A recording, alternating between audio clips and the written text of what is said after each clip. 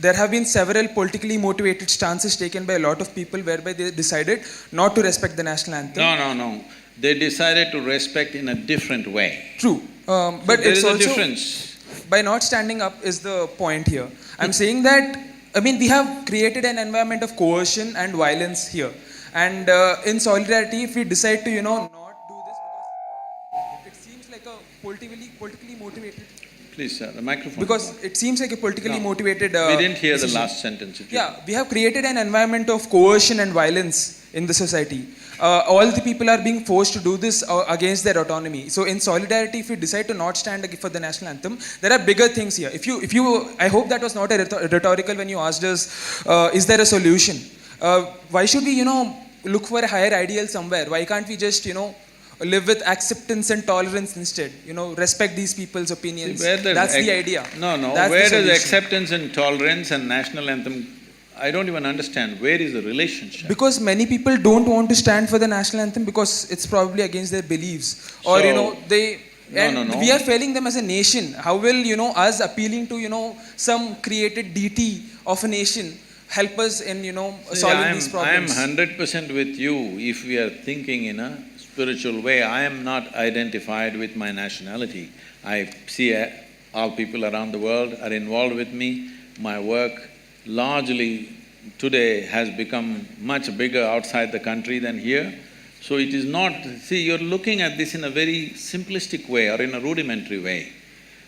In the sense, you think everybody should be either for or against. I am not for or against, I am just asking you. Now you talked about various levels of injustice which has happened in the country, unfortunately it's a fact. The question is, to correct this, should we stay together or each one of us do our own thing and hope it'll get corrected?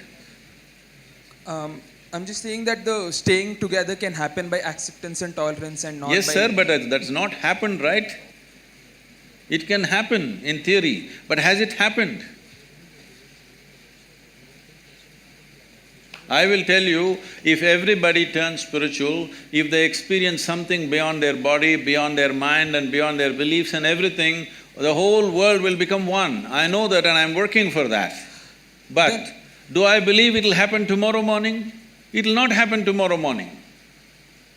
I mean… I must tell you, when I was… how old are you? I'm 21. Huh? I'm 21. Okay, when I was 4 years beyond you, when I was 25, something happened to me. I just sat in one place and suddenly I realized every cell in my body was bursting with ecstasy. I didn't do anything, simply it was overflowing with ecstasy. Then I realized, if you don't do anything, if you don't mess with anything in the body or in the mind, it just overflows with ecstasy by itself. When I realized this, I actually sat down and made a plan. This is so simple. On that day, the world's population was 5.6 billion people. I made a calculation and said, in 2.5 years' time, I will make the whole world ecstatic because it doesn't need anything. If you just teach them how not to mess with themselves, they will all become ecstatic. I thought it's going to happen on that day. But look at me, 37 years, hey, you're not looking at me. 37 years, and well, I have touched over 500 million people, but that's not my idea of the world. My idea of the world is 7.6 billion people. Now I know I will die as a failure, joyfully, but as a failure. So I want you to understand the nation is not built on some egalitarian ideas. People need emotion. Without emotion, they won't come together. You cannot put people together without emotion. Whether it's a family or a nation, it's true. What stance have I taken? In terms of saying that, national anthem should be respected and, these are things which people don't agree with. Okay, what would you like to respect about this nation? Please tell me, we'll do that. Constitution at least? Sure, I mean, I'm saying there are… let's just respect each other, that's it. See, where is each other? We don't meet each other, right? Every day? See, please understand, when we say a nation, we are not talking it's a flag or it's an anthem. When we say a nation, we are talking it's a certain people. So there are certain symbols which represent these people whom you call as Indians right now. So, why 3 striped colors? Why can't we have 7 colors? Yes, we can have, why not? If you want to redesign the flag, you can. But right now, this is it, all right? If you want to change the design, we can. You want to change the anthem, we can rewrite the anthem if you wish. But I'm saying, without tools of integration, you don't make a nation. It is idealistic to say, let's not have anything, let's just live as a global village. It's fantastic idea, but can you make it a reality? Can you execute this idea? That's all I'm asking. I'm talking about execution. As an idea, global is fine. If there is no nationality in the world, it'll be a fantastic world. But are we capable of doing that? Within a state, we have to break two states because we can't get along for some reason, isn't it? Before I ask my question, I just have to tell you that I was very impressed by your e-commerce website, which sells yoga merchandise. I think it's really cool. It's better than Flipkart and Amazon, and I hope that, in a few years' time, it'll become the biggest e-commerce company. No. Yeah. It's a conscious decision I've taken that our commerce part is done just to take care of a few things. Our commerce will never grow beyond the foundation part. I clearly made the distinction, there's Isha Foundation and there's Isha Business. And we have contained the business. In spite of enormous demand, we have contained the business because… So it's very impressive, sir. No, you should not be impressed by that. You must come and see what I do otherwise. Yeah. So… the real thing. My question… I want to tell you that I was also very impressed by your commitment to rule of law that was evident from the discussions that we've had. In the same light, I just want to ask you that in one of the blogs that you have written in your website, you speak about women's entry to Shani temples. And there you say that, look, the reason why they shouldn't be allowed is because there are planetary forces and it's not good for women to enter these temples. In the same vein, I just want to tell you a little bit about the law on the point. There are Supreme Court judgments which say that if you make laws which tend to be discriminatory for women, it cannot be a justification that we are doing it for their benefit. That cannot be the justification for any law that discriminates against women. This is the law of the land. In that same vein, would you say that if that is the law of the land and you're committed to the ideals of law, then one, how do you justify that? Yes. And two, one more question, sir. Let me say… So just a follow-up question. The second part of the question is, in the same article, you also mentioned that we can control the impact of planetary forces on our life through inner engineering. What is inner engineering? Is it a program that Isha Foundation hands out? What is? What exactly is inner engineering? Is it something that you guys do and like if you guys can tell us what is inner engineering, only then will we be able to, face the forces of planetary forces? What exactly is this concept of inner engineering? Okay. We'll answer that. So right now, why don't you ask this institution, Nalsar? Only if you tell us what is law, we will know what's the law. What is it? I'm sorry, sir, could you clarify that? I didn't get what you just said. No. You tell your institution in which you are. Only if you trap us here for 5 years and tell us what is the law, will we understand what is the law? Don't we know? Well, only because you do not know, you have come here, right, to learn. Similarly, only because people could not figure it out by themselves, they have come. And only because it's working for them, they're coming in millions. Okay, you have 700 people here, we have 9 million volunteers working across the world. So, it must be working for them. So do not make these judgments and don't think it's very smart to simply make judgments for everything. You are a lawyer, you are not a judge, all right? So let's come to the question. See, please don't do these things. It is happening from both segments of people.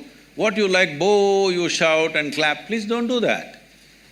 For or against, that's not the way. The way to do this is, are we interested in knowing and enhancing? You ask a question as a way to enhance your knowing, not just to prove that you are smart. If you think you can prove you are smart, we will do something else to that. Anyway, you ask this question, I like the e-commerce, I know when you started off, I know when Joe is called, why he is called, we know what it is, I'm not that dumb, okay? When I sit here, when I just look at you, I know what you can ask, I will tell you. Let me tell you this, hello.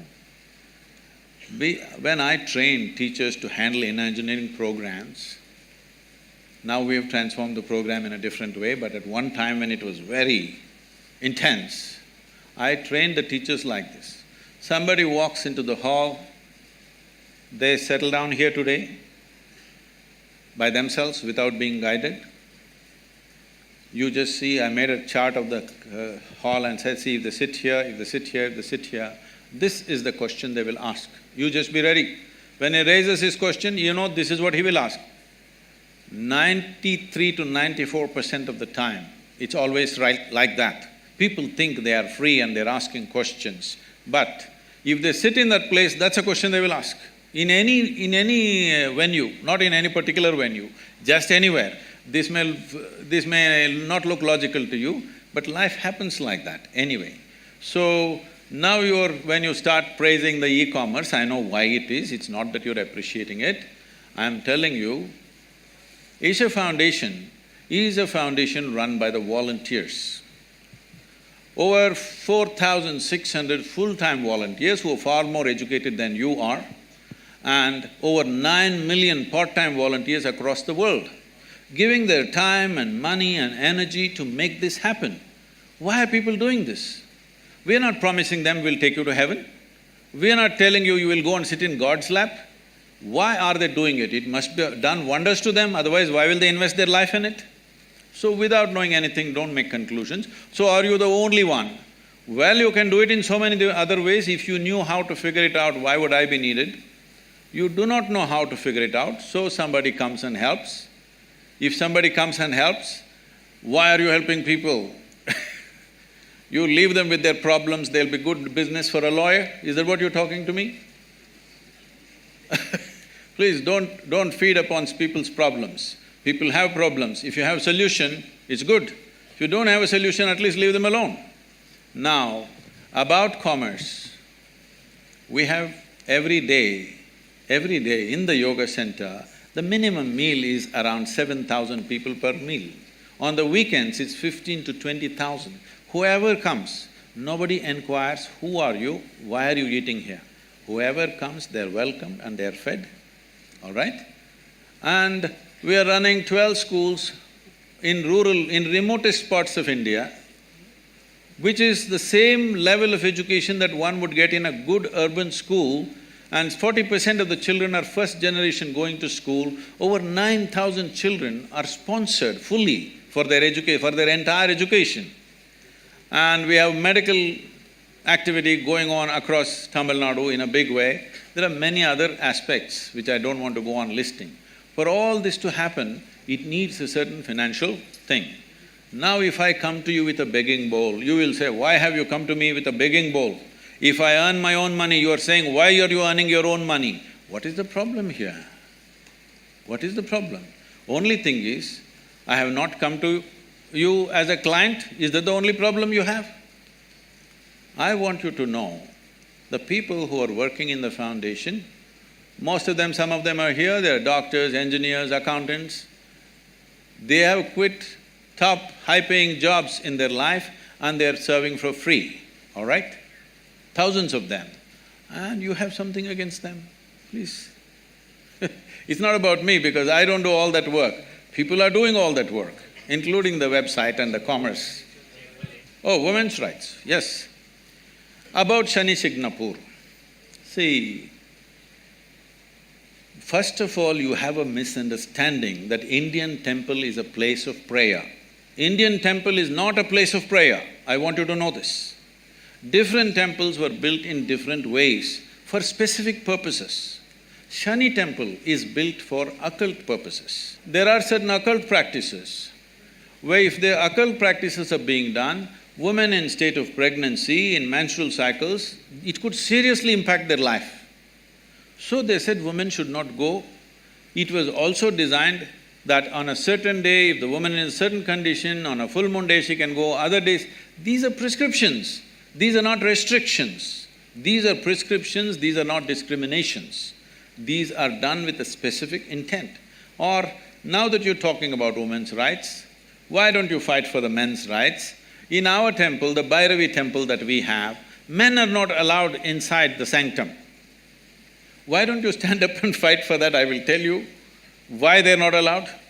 That temple is only for the women. Men are not allowed. Why? Is it a discrimination?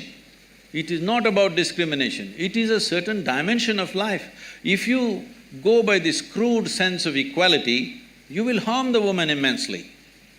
There are millions of temples open to everybody. Suddenly, why discrimination will come in one temple? What are you talking about? This is not a culture which discriminated against women. There are more female deities in this country than male deities. Every village you go, there is an Amman temple, there is a Devi temple. And you think it's discrimination? These are very rudimentary ideas picked up from the West. You have not seen this culture, you have not understood the profoundness with which is run. Unfortunately, because of 15, 20 generations of poverty, we've kind of mixed it up and made a mess out of it. That is a different matter. This crude sense of knowledge that you're talking about is the knowledge that's coming from the Supreme Court of the country. Who is speaking, huh? So this crude sense of knowledge that you say is the knowledge that's coming from the Supreme Court of the country. No, please understand. No, please listen to me. Sir, you're still not addressing the point that who are you and I sitting here to make prescriptions for women and say that this is harmful for you, hence don't do it, or this is not harmful and you shouldn't do it. It's not up for you and I to do it. If it's harmful and they still want to do it, they are free to do it, right? I mean, you say that what people want to do in their bedroom, it's an individual choice. If women want to enter it, they want to enter it. Who are us to stop it? You ask a question, please.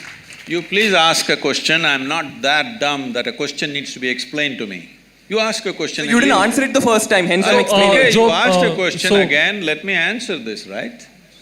The question is, who are you to tell the ladies whether they should go to this or not? No, I'm saying they should have the option. I'm saying they should have the option. So, I mean, just to give a similar example, sir, alcohol might be… Oh, sorry. I got it. There are hundreds of temples in the country where men cannot enter. So if men say… There's a history of discrimination that is a different matter. See, you're mixing up two things. There is unfortunate history of discrimination on all levels. That's a different matter. That has to be settled in a different way. But when a specific aspect comes, if you want to rule out all the subtler aspects of life and just say this is it. Anyway, let me tell you this. This I'm on camera, let me tell you this, okay? Supreme Court is there to interpret the Constitution. It cannot create a new Constitution. Doesn't matter what are the powers of the court. It cannot create a new Constitution. It is only there to interpret the law the way it is. Am I right? You're all lawyers? Hello? That's debatable. That's debatable. When you debate that, there is going to be lots of problems because every pressure point, people will apply. Every motivated group will push for their own laws. If you create enough ruckus, some new law will happen. This should not happen. It is essentially within the framework of the Constitution, everything should happen. In the framework of the Constitution, there are laws where there are public places and there are private temples and private places of worship. How it should be done there is left to them. It is for them to decide how it happens. Is it happening simply because of a discrimination against a gender? If it is so, it must be struck down absolutely. But if there are other aspects to it, if you think you cannot consider anything else, then it's ridiculous. It becomes ridiculous. It's like saying, don't I have the right to enter the ladies' toilet? What nonsense is this? Do you need a law? You just need sense that you don't go there. Job, is your question answered? Or should No, I… it's not answered, but that's Then- okay. It's not answered. Shall we answer, Mr. Joe? okay, so… I'm okay. There's a difference between a man not allowed to enter a woman's toilet and you using the same analogy. I'm not saying he's not allowed. A man who is a man will not enter. That's all I said. So that's a really stupid analogy that you're saying. So we are discussing the question of women's entry to temple and you're saying the reason why they're not allowed. One second, Subal. I'm sorry, so you can continue with your The question. problem, sir, Mr. Joe, you do not know the culture of this nation. You're talking simply activism without knowing because the I'm culture of Catholic, this right? nation. Because in this country, in this culture, The idea of discrimination never arose. I want you to understand, even before other countries ever thought of even giving franchise to the woman, this country did not even debate whether women should have voting rights or not. It's simply there because in our culture we never thought so. So the discrimination, exploitation is there. I want you to understand, there is exploitation, there is no necessary discrimination. Exploitation is not just of the woman. Anybody who is weaker than you, people are exploiting, whether it's a man, woman or child. Why do you think everybody is beating the children? Just simply because they're small, not because they have a right to do it. So anything which is weaker than them, they are exploiting, not just women. Unfortunately, women have also been taken a much amount of beating in terms of exploitation. But do not misunderstand exploitation and discrimination in a fundamental way. Discrimination is a different aspect, exploitation is a different aspect. A lot of the infrastructure of the Isha Foundation has been built on elephant corridors, Really? something which both the National Green Tribunal as well as the High Courts have admitted to without the requisite permissions. We tell you this goes against rule of law, which you stand for. This goes against living in harmony with species, both of which you've spoken right here at Nalsar. So if you could clarify regarding that. Okay. There is a fan following for that also. So right now, all of you, those of you who are clapping and screaming, listen to me. You also, ma'am. What's your name? Huh? Sanchita?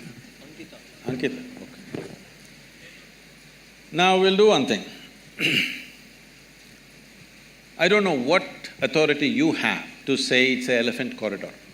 Listen, let me finish. The State Forest Department clearly has submitted to the High Court that this is not an elephant corridor.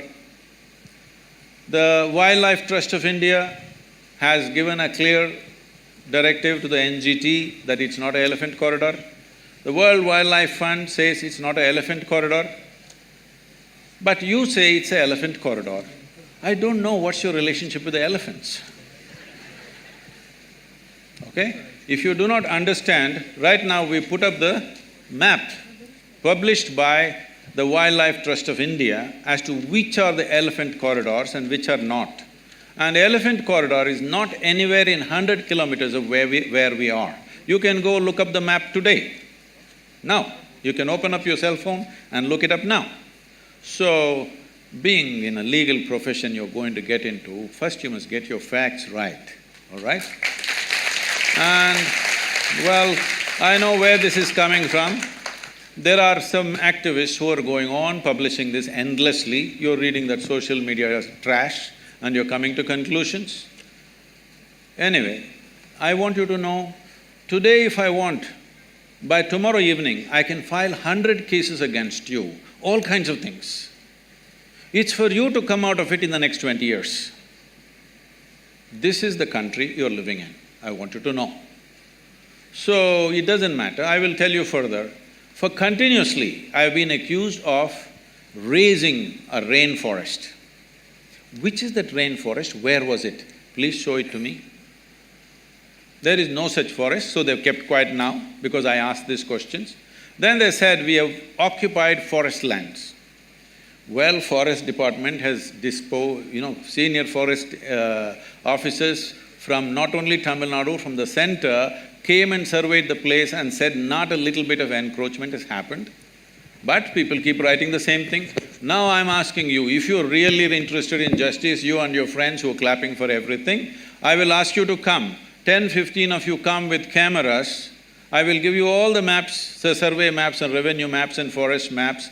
You walk across, we'll give you total freedom to do the survey as you want, all right? If 1 inch, not 1 acre, 1 inch of forest land is taken, I have said this yesterday also, day before yesterday also, because I am surprised the same question is being asked, I will leave the country. You will not see me again. Is this good enough? Will you do it? So we'll take one final question. No, let me finish this, huh? This is a charge, this is not a question. Now, if 1 little bit is taken, forest land, you will never see me again, you will never hear me again, okay? I'll be gone. Okay. Well, wait. I will tell you the kind of activism that is happening there. Why? I'm sure many of you may be associated with this. I'm saying this on camera, it can be published, I don't care what, because I've reached a point where death threats are every day from these kind of people. Why all this is happening is, we are at the tri-junction of the three state borders. There are certain people who want to be active in the forest in that area, and we've become a big problem for them. They want us ousted from there. That's not going to happen in their lifetime, because it's not just for our interest. I want to make sure such activity doesn't happen in the forest. And we have fought for this, so we're getting all this flack. And for every little thing, without knowing facts, being future lawyers, you must have little more facts on your hand. This is not the way to go to a court, you know. This is not the way to go to a court. You must go with facts. If you are not looking at being a lawyer as just as a business, but as a way of serving people and bringing justice to people, this is not the way to go. I will tell you further. You've seen the image of Adiyogi? Yes. A whole campaign has been made. They showed images of some forest and how it was, the entire thing was raised to put up Adiyogi statue. So we put out the Google Maps. Before we bought the land, how it was, how it is today. Today this technology, you can't go on lying forever. Once we put up the Google Maps, they became quiet. So Google Maps are of 2006. They said before that there was a forest. So I said, do one thing, from 1960s, okay, or before I was born, 1940s, you take the revenue map. I will give you all the survey numbers in which we are. See what were the crops which were grown, for what taxes people have paid. Revenue records are there, Google Maps are there. You can't be just lying to yourself endlessly. And I will tell you how much prejudice is there. A certain group of people with government officials and a collector comes to visit the Adiyogi statue. One official, not a low-level official, a mid-level official, says they have built a factory shed without permission. So collector asks, where is the factory shed? He points at Adiyogi and says, this is the factory shed. He's surprised, is this a factory shed you are saying? This is a monument? They've taken permission for a monument. No, in my opinion, this is a factory shed. Inside there are metal members and outside there is a metal skin, so it is a factory shed. Tell me, who will call the image of… There is an image of Adiyogi, can you put it up? Who will call this a factory shed? Please look it up. Please look it up on the website. You look at the Adiyogi, it is on the Guinness record for the largest face on the planet. And now somebody describes this as a factory shed and wants to file a case on us.